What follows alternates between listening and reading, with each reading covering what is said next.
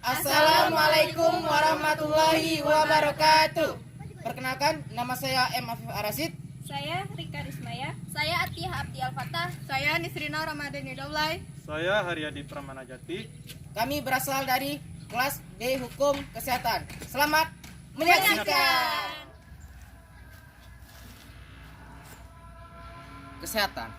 Kesehatan sangatlah penting di dunia ini. Dan kesehatan sangat mempengaruhi dari pergerakan ataupun perjalanan perekonomian negara ini ataupun dunia. Sehingga ketika ada suatu penyakit, itu diibaratkan dalam pengertian zaman dahulu sebagai suatu masalah ataupun sebagai suatu azab dari Tuhan ataupun teguran perwakilan dari Tuhan. Kemudian hukum kesehatan terbentuk pada tahun 2000 tahun sebelum Masehi di Mesir. Mengapa hukum kesehatan ada? Karena kesehatan tadi sudah saya jelaskan sangat penting dan sangat mempengaruhi dari kehidupan kita. Di mana di sini hukum kesehatan mempunyai aturan ataupun perundang-undangan sehingga tatanan ataupun pencapaian kesehatan terjamin dan terlaksana dengan baik. Kemudian dengan adanya hukum kesehatan, maka setiap orang ataupun manusia ada memiliki hak yang sama untuk mendapatkan kesehatan. Sehingga di dalam hukum kesehatan bukan hanya untuk menindaklanjuti dari kasus-kasus, akan tetapi dalam hukum kesehatan kita bisa mendapatkan ataupun mempelajari perihal tentang hak manusia mendapatkan kesehatan. Kemudian bagaimana cara ataupun penyelesaian dari malpraktik yang ada. Terus bagaimana cara perizinan. Perizinan yang dimaksud adalah perizinan pengobatan ataupun pengobatan-pengobatan yang ada, baik seperti pengobatan yang dari dokter maupun tradisional. Nah, di sini kita bisa untuk memecahkan ataupun membuat suatu analisis terhadap mengapa hukum kesehatan perundang-undangannya tidak ada di dalam tentang hukum tentang kesehatan tradisional. Nah, di sini kita bisa mengkaji dan membahasnya. Dalam hukum kesehatan tersendiri, bahwasanya yang menjadi objek bukan hanya dokter. Di sini seringkali kita mengalami kekeliruan tentang hukum kesehatan, di mana banyak yang menindaklanjuti ataupun yang berpikir secara logisnya bahwasanya dokter yang melakukan hal tersebut. Akan tetapi di balik itu semua banyak sekali unsur-unsur yang ada selain dokter. Sehingga hukum kesehatan bisa membedah ataupun menganalisis bagaimana caranya ataupun bagaimana cara menindaklanjuti dari kasus-kasus yang ada ataupun kasus-kasus yang berawal dari manakah itu terjadi, mengapa itu bisa terjadi. Contoh yang bisa kita analisis yaitu ketika ada suatu proses di mana dokter menyuntikkan obat kepada pasien sehingga pasien tersebut meninggal dunia, dan kesalahan itu kita tidak bisa hanya menjudge seorang dokter yang melakukan hal tersebut. Ingat, di dalam hukum kesehatan kita mempelajari bahwasanya bukan hanya saja satu orang yang bisa sebagai pelaku, akan tetapi bisa beberapa pelaku. Seperti contohnya, misalkan yang menyuntik itu memang seorang dokter kepada pasien, akan tetapi di balik itu semua adanya pihak dari rumah sakit, sehingga dari pihak rumah sakit itulah yang bisa akan terkena ataupun mendapat tindak lanjut dari hukum pidana tersebut. Kemudian dari segi kegunaan ataupun efisiensi hukum kesehatan adalah agar supaya masyarakat tidak ada rasa ketakutan untuk melaksanakan ataupun berobat kepada dokter maupun lain sebagainya, karena setiap masyarakat memiliki hak untuk berobat, dan kemudian di mana hal tersebutlah untuk melindungi masyarakat dari malpraktek yang ada. Dan ketika ada malpraktek tersebut, bahwasanya ingat, kita bisa menuntutnya ke jalur pengadilan. Sekian. Baiklah, di sini saya akan menjelaskan bagian dari materi hukum kesehatan, yaitu mengenai aspek hukum. Dewasa ini dapat dilihat semua bidang kehidupan masyarakat sudah terjamah aspek hukum. Hal ini disebabkan karena pada dasarnya manusia mempunyai hasrat untuk hidup teratur. Akan tapi, keteraturan bagi seseorang belum tentu sama dengan keteraturan bagi orang lain. Oleh karena itu, diperlukan kaidah-kaidah yang mengatur hubungan antar manusia melalui keserasian antara ketertiban dan landasan hukum. Norma atau kaidah yang mengatur aspek pribadi terdiri dari norma kepercayaan dan norma kesusilaan. Norma kepercayaan bertujuan agar manusia hidup beriman, sedang norma kesusilaan bertujuan agar manusia hidup berakhlak. Norma yang mengatur antar pribadi terdiri dari norma kesopanan dan norma hukum. Suatu norma hukum biasanya dirumuskan dalam bentuk perilaku yang dilarang dengan mendapat sanksi apabila larangan tersebut dilanggar. Norma hukum ada yang tertulis dan ada pula yang tidak tertulis. Hukum tertulis biasanya disamakan dengan peraturan perundang-undangan. Secara hierarkis, peraturan perundang-undangan di Indonesia tersusun sebagai berikut. Yang pertama yaitu Undang-Undang Dasar 1945, yang kedua Ketetapan MPR, yang ketiga Peraturan Pemerintah Pengganti Undang-Undang, yang keempat Peraturan Pemerintah, yang kelima Peraturan Presiden, Keputusan Presiden, yang keenam yaitu berkaitan dengan peraturan-peraturan pelaksana lainnya, yaitu A. Peraturan Menteri, dan yang kedua B. Instruksi Menteri. Subjek-subjek hukum dalam sistem hukum kesehatan, yaitu yang pertama tenaga kesehatan sarjana, yaitu dokter, dokter gigi, apoteker, dan sarjana lain di bidang kesehatan. Yang kedua yaitu tenaga kesehatan sarjana muda, menengah, dan rendah, yaitu bidang farmasi, bidang kebidanan, bidang perawatan, dan bidang kesehatan masyarakat. Dalam melakukan tugasnya, dokter dan tenaga kesehatan harus mematuhi segala aspek hukum dalam kesehatan. Kesalahan dalam melaksanakan profesi kedokteran merupakan masalah penting karena membawa akibat yang berat, terutama merusak kepercayaan kepada masyarakat terhadap profesi kesehatan. Suatu kesalahan dalam melakukan profesi dapat disebabkan karena kekurangan, yaitu yang pertama mengenai kekurangan akan pengetahuan, yang kedua mengenai pengalaman, dan yang ketiga mengenai pengertian. Malpraktek adalah suatu tindakan praktek yang buruk, atau dengan kata lain ialah kelalaian dokter dalam melaksanakan profesinya. Apabila hal tersebut diadukan kepada pihak yang berwajib, maka akan diproses secara hukum dan pihak pengadilan yang akan membuktikan apakah tuduhan tersebut benar atau salah. Upaya-upaya untuk mencegah terjadinya kelalaian dalam menjalankan profesi ialah: yang pertama, meningkatkan kemampuan profesi para dokter untuk mengikuti kemajuan ilmu kedokteran atau menyegarkan kembali ilmunya, sehingga dapat melakukan pelayanan medis secara profesional. Dalam program ini perlu diingatkan tentang kode etik dan kemampuan melakukan konseling dengan baik. Yang kedua, pengetahuan pengawasan perilaku etis. Upaya ini akan mendorong dokter untuk senantiasa bersikap hati-hati dengan berusaha berperilaku etis sehingga semakin jauh dari tindakan melanggar hukum. Yang ketiga, penyusunan protokol pelayanan kesehatan. Misalnya, petunjuk tentang informed consent. Protokol ini dapat dijadikan pegangan bila mana dokter dituduh telah melakukan kelalaian. Selama dokter bertindak sesuai dengan protokol tersebut, dia dapat terlindung dari tuduhan malpraktek.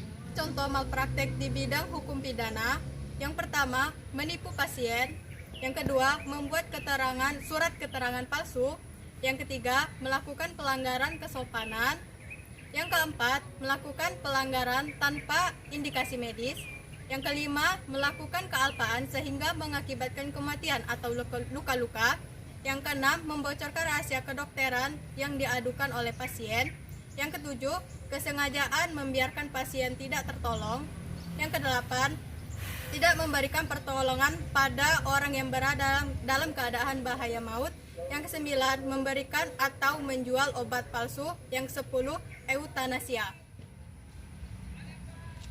Baiklah, hukum kesehatan mencakupi pengkajian dan perlindungan dari pelayanan kesehatan. Hal ini dikarenakan agar terciptanya kepercayaan antara masyarakat terhadap bidang kesehatan itu sendiri.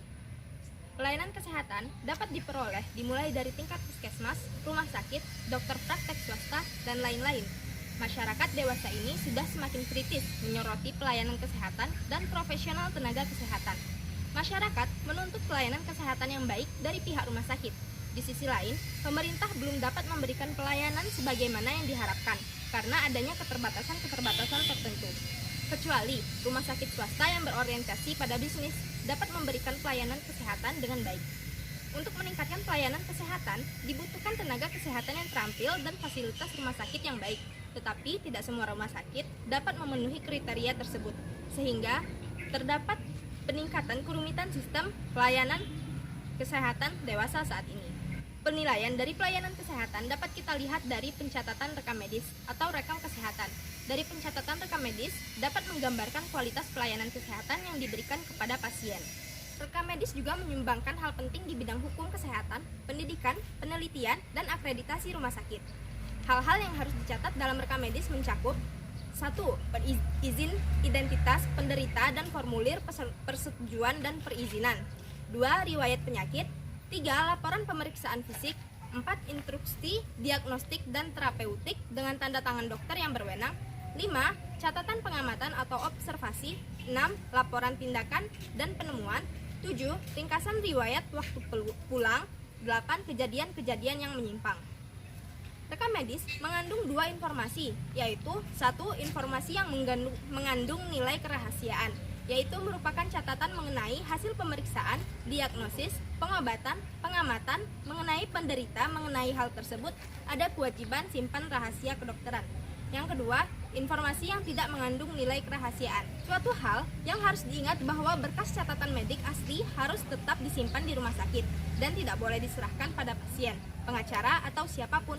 Berkas catatan medik tersebut merupakan bukti penting bagi rumah sakit apabila kelak timbul suatu perkara, karena memuat catatan penting tentang apa yang telah dikerjakan rumah sakit selama jangka waktu tertentu untuk dokumentasi pasien. Untuk suatu rumah sakit, rekam medis adalah penting dalam mengadakan evaluasi pelayanan kesehatan, peningkatan efisiensi kerja melalui penurunan mortalitas, morbiditas, dan perawatan penderita yang lebih sempurna. Pengisian rekam medis serta penyelesaiannya adalah tanggung jawab penuh dokter yang merawat pasien tersebut. Catatan itu harus ditulis dengan cermat, singkat, dan jelas. Dalam menciptakan rekam medis yang baik, diperlukan adanya kerjasama dan usaha-usaha yang bersifat koordinatif antara berbagai pihak yang sama-sama melayani perawatan dan pengobatan terhadap penderita. Setiap tindakan medis mengandung resiko buruk, sehingga harus dilakukan tindakan pencegahan ataupun tindakan mereduksi resiko. Namun demikian, sebagian besar di antaranya tetap dapat dilakukan oleh karena resiko tersebut dapat diterima sesuai dengan state of the art ilmu dan teknologi kedokteran. Risiko yang dapat diterima adalah risiko-risiko sebagai berikut. Yang pertama, risiko yang derajat probabilitas dan keparahannya cukup kecil, dapat diantisipasi, diperhitungkan, atau dapat dikendalikan. Misalnya, efek samping obat, pendarahan, dan infeksi pada pembedahan, dan lain-lain. Yang kedua, risiko yang derajat probabilitas dan keparahannya besar pada keadaan tertentu, yaitu apabila tindakan medis yang beresiko tersebut harus dilakukan karena merupakan satu-satunya orang yang harus ditempuh, terutama dalam keadaan gawat darurat. Kedua jenis risiko tersebut apabila terjadi bukan menjadi tanggung jawab dokter sepanjang telah diinformasikan kepada pasien dan telah disetujui. Pada situasi seperti ini, manfaat pelaksanaan informed consent dengan adverse events diartikan sebagai setiap cedera yang lebih disebabkan karena manajemen kedokteran daripada akibat penyakitnya. Sedangkan adverse event yang disebabkan suatu error adalah bagian dari preventable adverse events. Error sendiri diartikan sebagai kegagalan melaksanakan suatu rencana tindakan atau penggunaan rencana tindakan yang salah dalam mencapai tujuan tertentu. Di dalam kedokteran, semua error dianggap serius karena dapat membahayakan pasien. Suatu hasil yang tidak diharapkan di bidang medik sebenarnya dapat diakibatkan oleh beberapa kemungkinan, yaitu yang pertama, hasil dari suatu perjalanan penyakit sendiri, tidak berhubungan dengan tindakan medis yang dilakukan dokter. Yang kedua, hasil dari suatu resiko yang tidak dapat dihindari, yaitu resiko yang tidak dapat diketahui sebelumnya, atau resiko yang meskipun telah diketahui sebelumnya, tetapi dianggap acceptable, sebagaimana yang telah diuraikan di atas. Yang ketiga, hasil dari suatu kelalaian medik. Dan yang keempat, hasil dari suatu kesengajaan. Guna menilai bagaimana kontribusi manusia dalam suatu error dan dampaknya, perlu dipahami perbedaan antara active error dan latent errors. Active errors terjadi pada tingkat operator garis depan dan dampaknya segera dirasakan, sedangkan latent errors cenderung berada di luar kendali operator garis depan, seperti desain buruk, instansi yang tidak tepat, pemeliharaan yang buruk, kesalahpahaman manajemen, dan struktur organisasi yang buruk. Latent error merupakan ancaman bagi keselamatan dalam suatu sistem yang kompleks, oleh karena sering tidak terdeteksi dan dapat mengakibatkan berbagai jenis active error. Sebagai contoh, ada sistem pendidikan dokter spesialis yang mahal, pembolehan dokter bekerja pada banyak rumah sakit, tidak adanya sistem menjaga akuntabilitas profesi adalah latent error yang tidak tertera sebagai error. Namun, sebenarnya merupakan akar dari kesalahan manajemen yang telah banyak menimbulkan unsafe condition dalam praktek kedokteran di lapangan. Bila satu saat unsafe condition ini bertemu dengan suatu unsafe act, maka terjadilah insiden. Dalam hal ini, perlu kita pahami bahwa penyebab suatu insiden bukanlah single faktor, melainkan multiple aktor. Umumnya, kita merespon suatu error dengan berfokus pada aktif errornya dengan memberikan hukuman kepada individu pelakunya, retraining, dan lain-lain yang bertujuan untuk mencegah berulangnya aktif error. Meskipun hukuman seringkali bermanfaat pada kasus tertentu atau pada mistake yang menimbulkan karena kesengajaan, namun sebenarnya tidak cukup efektif. Memfokuskan perhatian kepada active errors akan membiarkan latent errors tetap ada di dalam sistem, atau bahkan mungkin akan terakumulasi sehingga sistem tersebut semakin mungkin mengalami kegagalan di kemudian hari. Selamat pagi. Di sini kami dari Fakultas Hukum Universitas Jambi, di mana di sini ada namanya tugas kelompok di mata kuliah hukum kesehatan. Di sini kami ingin meminta pandangan Ibu terhadap Undang-Undang Nomor 36 Tahun 2009 tentang hukum kesehatan. Ini tentang produk dari hukum kesehatan tersebut, Bu. Ada beberapa poin yang ingin kami tanyakan, Bu. Yang pertama, bagaimana pendapat Ibu tentang Undang-Undang Nomor 36 Tahun 2009 ini? Apakah sudah efektif dengan perlindungannya terhadap tenaga medis di Indonesia ini, atau malah sebaliknya, Bu? Menurut saya sih Undang-Undang 36 ini tahun 2009 kan itu tentang kesehatan ya, khususnya untuk tenaga medis. Kalau untuk di masa pandemi ini sih sudah cukup baik, karena pemerintah sudah memberikan apresiasi dan sudah memberikan perlindungan buat tenaga medis, baik perawat, dokter, juga dan tenaga medis lainnya, khususnya untuk APD, khususnya untuk vaksinasi, untuk COVID, terus untuk juga fasilitas kesehatan itu sendiri, terutama untuk puskesmas, rumah sakit, ataupun klinik kesehatan dan praktek mandiri. Terima kasih. Untuk selanjutnya kami ingin bertanya, bagaimana pandangan Ibu terhadap aspek-aspek hukum kesehatan di negeri ini, Bu? Apakah sudah sesuai dengan harapan dari tenaga medis atau belum dari segi lingkup keseluruhannya? Menurut saya sih sudah sih, karena setiap kita bertindak ya tenaga medis itu sudah memiliki aturan dan prosedurnya masing-masing. Dan kalau kita menyalahgunakan prosedur dan aturan itu pasti akan memulai efek pada diri kita sendiri ataupun pada badan hukum kita sendiri. Pertanyaan selanjutnya, Bu, jikalau adanya terjadi malpraktek, nah apakah tanggung jawab dari pihak medis, baik dari segi administrasi negara maupun dari segi hukum perdata ataupun dari segi pidana? Bagaimana cara ataupun penanggung-jawaban dari tenaga medis tersebut? Kalau terjadi malpraktek ya, Iya. kalau terjadi malpraktek itu sebenarnya harus telusuri dulu apa penyebab dia malpraktek. Apakah memang kesalahan dia atau memang sudah punya maksudnya kefatalan tersendiri atas si pasien tersebut. Jadi kita belum tahu penyebab dari malpraktek ini apa. Kalau memang dia kesalahan dari dokternya atau tenaga medisnya yang melakukan salah terhadap apa yang dia kerjakan, dia harus dapat teguran dari yang pertama itu organisasi ya, organisasi yang namanya Ikatan Dokter Indonesia. Nanti dari ini setempat akan memberikan teguran kepada pihak medis tersebut. Kemudian mungkin akan dikasih teguran, akan dikasih peringatan kepada tenaga medis tersebut. Tapi kalau memang tidak bisa lagi dinasehati langsung bagaimana nanti itu akan diproses lebih lanjut ke depan. Bisa, kalau setahu saya sih masih hukum perdata ya, belum pidana perdata, karena ini kan masalah kesehatan.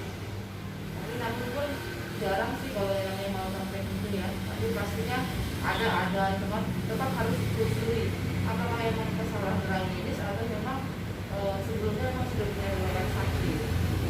Berarti Bu, bukan hanya dari segi tenaga medisnya saja yang harus diselidiki, tapi Iya. dari berbagai pihak. Gitu. Ada, mulai dari keluarga ke pasien ataupun lingkungan yang berkaitan dengan si pasien tersebut. Selain tenaga medis yang melakukan, keluarga ataupun orang lain yang ada di kediaman si pasien.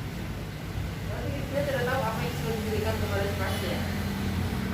Misalnya pada saat penyuntikan, kalau salah menyuntik itu otomatis kesalahan kita. Tapi kalau misalnya kita kasih obat, tiba-tiba dia ada reaksi alergi, nah itu kan kita tidak tahu apakah dia memberikan, ada pihak orang lain atau keluarga yang memberikan obat yang lain yang tidak kami resepkan. Nah itu yang perlu diteliti.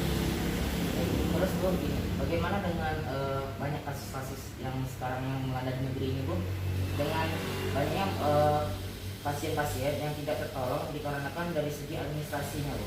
Misalnya pasien COVID-19 kalau misalnya dia rujukan ke rumah sakit ya, Ya Bu, ataupun dari masalah dari penyakit-penyakit lain keluar lain, misalnya kan mereka belum ada dana ataupun dari sisi BPJS kemungkinan Bu. Nah, kan kebanyakan dari rumah sakit, kebanyakan yang tidak menerima Bu, yang tidak memiliki BPJS atau yang sebagainya. Itu bagaimana menurut pandangan terhadap hal tersebut? kalau menurut saya sih sebenarnya BPJS sudah cukup baik ya, sudah memberikan sistem gratis yang program Pak Jokowi untuk memberikan kepada masyarakat yang tidak mampu.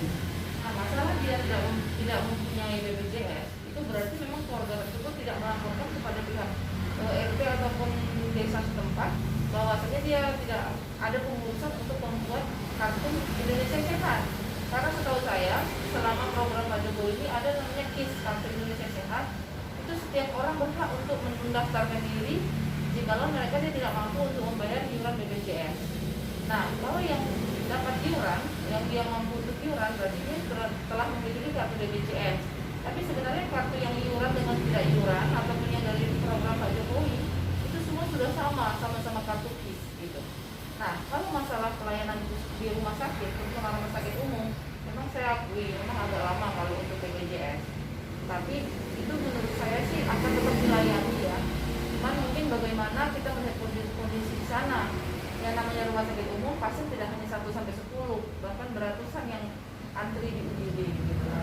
Jadi kan kita memang sebagai pasien BPJS kita lebih baik kita mengikuti prosedur. Kalau memang rumah sakit itu penuh, kita tanya kepada rumah sakit mana yang bisa untuk kita masuk ke sana.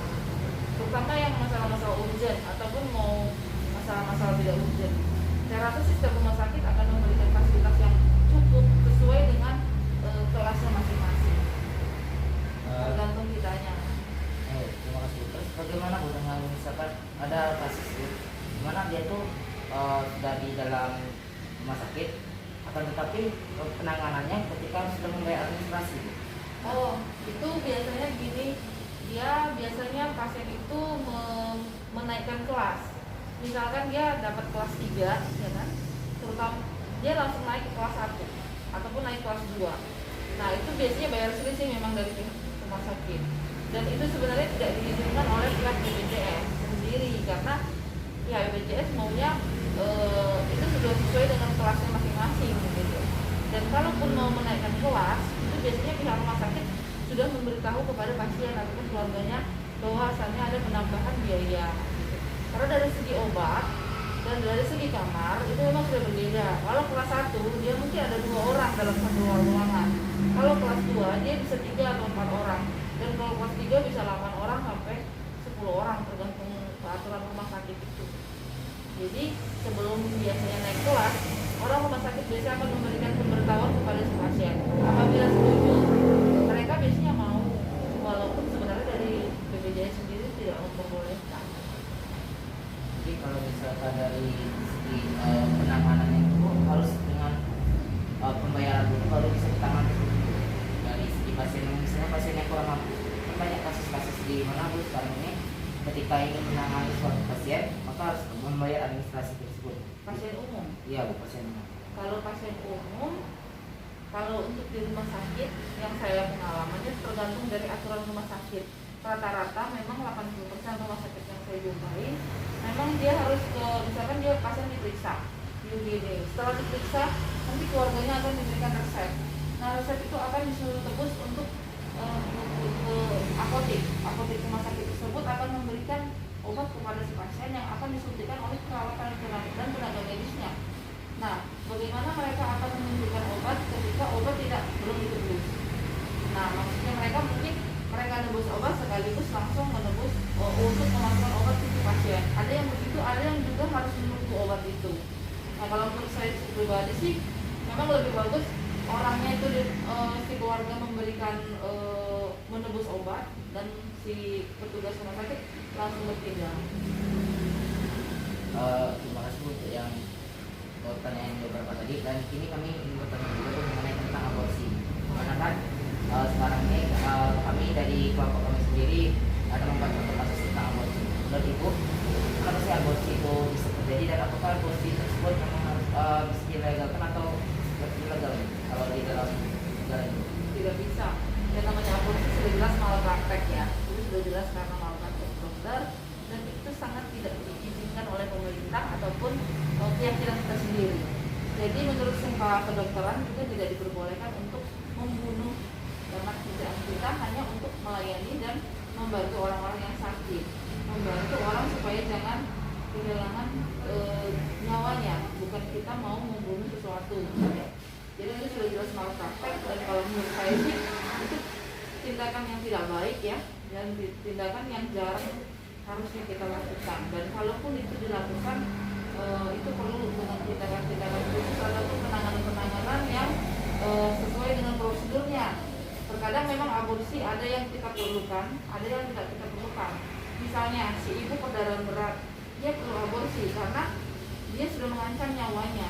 Karena kalau kita ibunya mengancam nyawanya sementara anaknya yang harus kita selamatkan di dalam dunia kedokteran tidak bisa. Kita harus lebih menyelamatkan orang yang hidup duluan daripada yang belum melahirkan. Artinya jika ada ibu hamil ataupun yang lagi hamil muda tiba-tiba perdarahan hebat dan dia tidak bisa diselamatkan, kita harus lebih menyelamatkan nyawa ibunya. Artinya kita harus melakukan aborsi kepada janin tersebut. Tapi kalau tidak ada keluhan dan tidak ada gejala, kita tidak boleh melakukan hal tersebut karena kita sudah melanggar kode etik kedokteran. Jadi kalau misalnya di dalam aborsi tersebut ada tindakannya terhadap sudah terdesak Ada. Terima kasih Bu atas wawasan yang telah diberikan ke kami. Semoga bermanfaat bagi kami semua. Terima kasih. Assalamualaikum warahmatullahi wabarakatuh.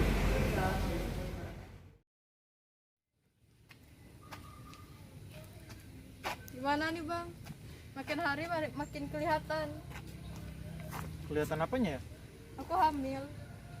Apa? Aku hamil Bang. Hamil kamu bilang? Jadi mau ditaruh di mana muka aku? Di depan keluarga aku juga. Terus gimana? Kamu gak mau tanggung jawab? Aduh, bukannya gak mau tanggung jawab. Ini tuh bukan, ataupun ini belum saatnya untuk kita memiliki keturunan. Terus gimana? Aku juga bingung. Karena ini kan nggak wajar. Gimana kalau kita kuburin aja kandungan kamu itu? Kamu yakin? Ya gimana? Nggak ada lagi solusinya. Cuman ini jalan terakhir.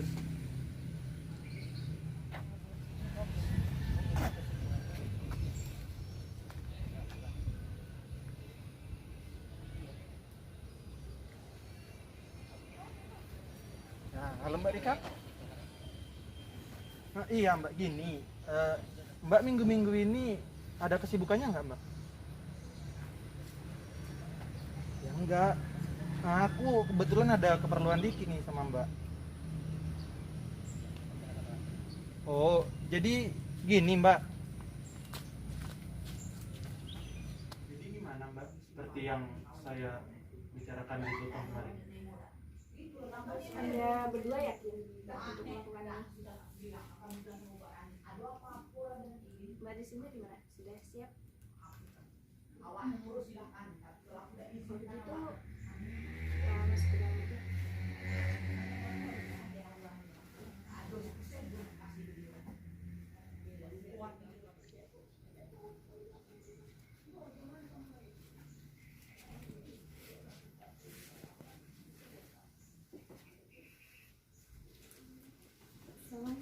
Oh,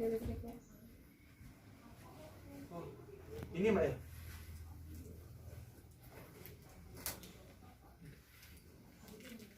Terima kasih Mbak ya sebelumnya. Tolong rahasiakan ini dengan baik.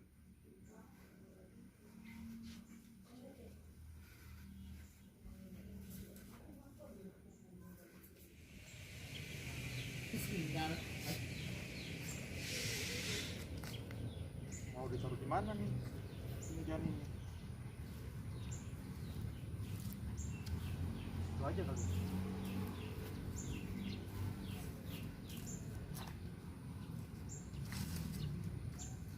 Semoga adil.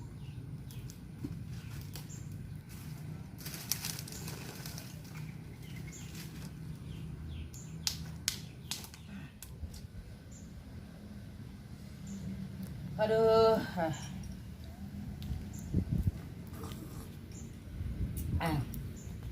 Zaman ini udah parah.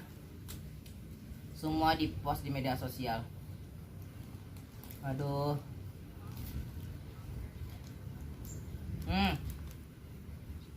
Udah banyak anak-anak muda kini yang aborsi.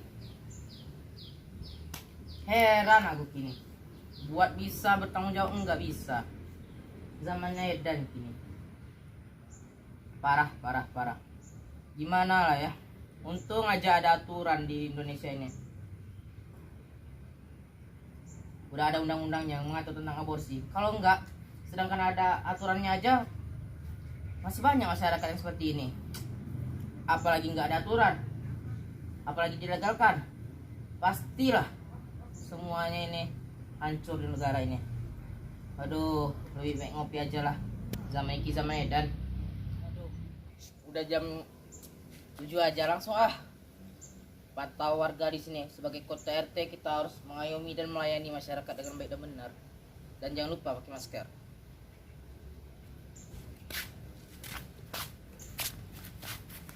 Aman kali kayaknya. Apa penciumanku yang salah? Apa memang ada bau nih? Kayak bau bangkai.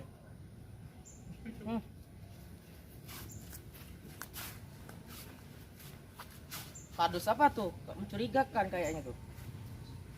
Gila enggak ya? Lihat apa enggak ya? Ya, takut juga nih. Tapi sebagai ketua RT, saya harus bisa melihat itu apa. Busuk.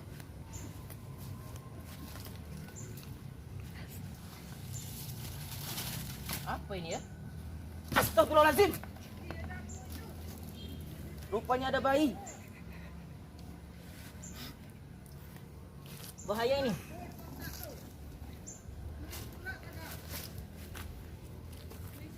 Astagfirullahaladzim. Tega sekali. Jangan mendekat. Apa tuh, Pak? Apa tuh Pak? Ini Bansos bukan Pak? bukan. Kardus Mana apa, ada Pak? bansos kalau seperti ini? Sedangkan orang banyak korupsi, mana turun bansos kita? Ini adalah janin. Biar saya amankan dulu. Oke, itu. Iya Pak. Warga harap tenang, jangan mendekat. Saya sebagai ketua RT di sini, biar saya menelpon. Saya ingin melihat, Pak. Tidak boleh. Kenapa, Ini tanggung Pak? jawab dari saya. Dari mana Ini itu, tanggung Pak? jawab dari saya. Biar saya menelpon pihak berwajib. Selamat siang, Bu. Ini dari kepolisian, Bu. Maaf, Bu, di sini ada janin yang ditemukan. Iya, Bu. Ya, Bu, nanti saya share-kan alamatnya. Tolong segera ke sini ya, Bu. Terima kasih, Bu. Warga-warga, jangan sampai ada yang mendekati ini. Kita tunggu sampai aparat keamanan datang ke sini, oke? Assalamualaikum. Ibu, waalaikumsalam, Bu. Duduk dulu, Bu. Oh ya, obatnya yang kemarin saya dulu siapin sudah ada, Bu. Sudah saya siapkan. Oh. Bu, gimana ramainya? Alhamdulillah ramai, Bu. Ada keperluan apa lagi ya, Bu? Iya, saya cuma nanyain obatnya yang kemarin itu. Saya nggak lama sih, saya masih harus ada urusan. Jadi saya pesen nanti ada Bang Pram teman saya itu mau ngambil obatnya. Ibu, minum dulu, Bu.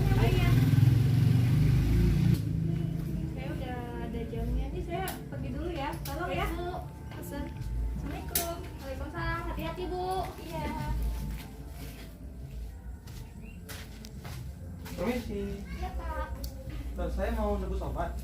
Obat apa ya Pak? Dari dokter siapa? Saya mau nebus obat atas resep dari Dokter Rika.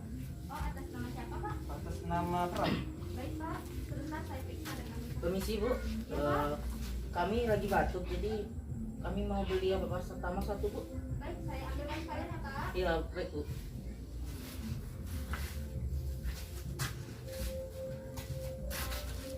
Ini Pak, obat dari dokter Rika. Apa ini? Kenapa saya bang? Apa ini? Baiklah pemirsa dan pengawat hukum yang kami hormati dan kami cintai. Yang tayangan tadi adalah salah satu contoh kasus malpraktek itu dalam bentuk aborsi. Di mana di sini saudara Haryadi Pramanajati beserta Nisrina Ramadhani Daulay, mereka adalah sepasang kekasih yang memulai hubungan terlarang sehingga menimbulkan efek negatif, dan di sanalah mereka melakukan tindakan aborsi yang meminta tolong kepada Dokter Rika. Kemudian Dokter Rika tersebut adalah menyalahi aturan dikarenakan tidak sesuai dengan kode etik kedokteran yang ada dan tidak memiliki rasa kemanusiaan terhadap janin yang ada. Dan di cerita tersebut ditemukanlah oleh Pak RT janin tersebut dan dilaporkan ke polisi, sehingga ketika Haryadi Pramanajati memesan obat kepada apoteker, polisi pun datang dan menggerebek kedua orang tersebut. Akan tetapi di dalam kasus ini bahwasanya apoteker belum tentu bersalah dikarenakan mengapa sang dokter lah yang menyuruh apoteker, dan apoteker hanya menjalankan aksi dari si dokter tersebut. Kemudian di dalam pasal 75 ayat 1, setiap orang dilarang melakukan aborsi. Dan yang kedua, ayat kedua, larangan sebagaimana dimaksud pada ayat 1 dapat dikecualikan berdasarkan yang A, indikasi kelarutan medis yang dideteksi sejak usia dini kehamilan, baik yang mengancam nyawa ibu dan atau janin, yang menderita penyakit genetik berat dan atau cacat bawaan, maupun yang tidak dapat diperbaiki sehingga menyulitkan bayi tersebut hidup di luar kandungan atau kehamilan akibat perkosaan, dalam menyebabkan trauma psikologis bagi si korban pemerkosaan. Kemudian yang ketiga, tindakan sebagaimana dimaksud pada ayat 2 bahwa hanya dapat dilakukan setelah melalui konseling dan atau penasihatan pratindakan, dan diakhiri dengan konseling pasca tindakan yang dilakukan oleh konselor yang kompeten dan juga berwenang. Dan yang keempat, ketentuan kita lebih lanjut mengenai indikasi kedaruratan medis dan perkosaan sebagaimana yang dimaksud pada ayat 2 dan ayat 3 diatur dengan peraturan pemerintah. Sehingga di sini yang terjadi kepada saudara Haryadi Pramanajati dan juga Nisrina Ramadhani Daulay itu adalah sebuah tindakan kriminal dikarenakan tidak adanya unsur-unsur dari pasal-pasal tersebut, tidak ada yang mengatur di dalam perundang-undangan tersebut, sehingga sang dokter pun yang si Rika Rismaya sebagai dokter juga menjadi tersangka dikarenakan tidak melalui kode etik dari kedokteran. Sekian, terima kasih teman-teman. Sekian dari kami, semoga bermanfaat. Apabila kami ada salah kata, kami mohon maaf. Kepada Allah marilah kita sama-sama mohon ampun. Kami akhiri. Wassalamualaikum warahmatullahi wabarakatuh. Salam sehat. Sehat, sehat, sehat.